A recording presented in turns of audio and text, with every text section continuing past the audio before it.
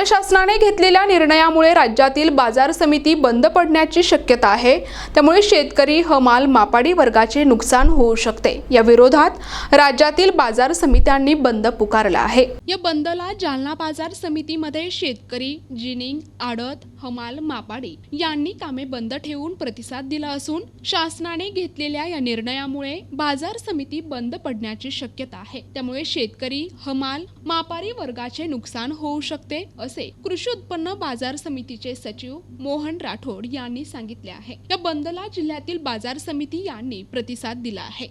यालाही परिसरातील शेतकऱ्यांचा त्या सुधारणेस त्यांनी विरोध केलेला आहे आणि या अजूनही बऱ्याच गोष्टी त्याच्यामध्ये 2004 मध्ये जो मॉडेल ऍक्ट लागू केला होता, 2004-5 नंतर थेट बनन, खाजगी बाजार, सिंगल लायसन्स असे अनेक लायसन्स शासनाने घेऊन आले।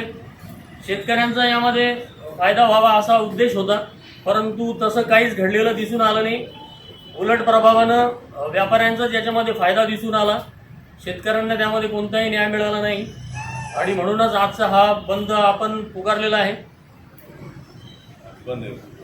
आज बाजारपेठ पूर्ण भुसार, भाजी मंडी आपले सगळे बाजार बंद आहेत। आज तर बाजार समिती तर्फे संप करण्यात आला आहे। काय प्रमुख मागण्या आपल्या? महाराष्ट्र शासनाने महाराष्ट्र कृषी उत्पन्न पणन विकास व विनिमय अधिनियम 1963 मध्ये सन 1918 महाराष्ट्र विधानसभा विधेयक क्रमांक 64 अन्वये सुधारणा प्रस्तावित केलेल्या आहेत। प्रस्तावित विधेयकातील सुधारणा ह्या शेतकरी, व्यापारी, आडते, हमाल, मापाडी, बाजार समितीचे अधिकारी व कर्मचारी ह्या घटकासह परिणाम होणार आहे असे प्रथमदर्शनी लक्षात येते।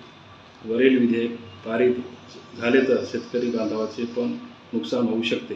सदरील विधेयकामध्ये सुधारणा करण्यात येऊ नये ही महाराष्ट्रातील सर्व बाजार समित्यांची मागणी आहे। या बाबतीत महाराष्ट्र राज्य बाजार समिती संघाने दिनांक 20 फेब्रुवारी 2024 रोजी सर्व बाजार समितीची बैठक घेऊन आजचा बंद पाळण्याचे आवाहन केलेले आहे।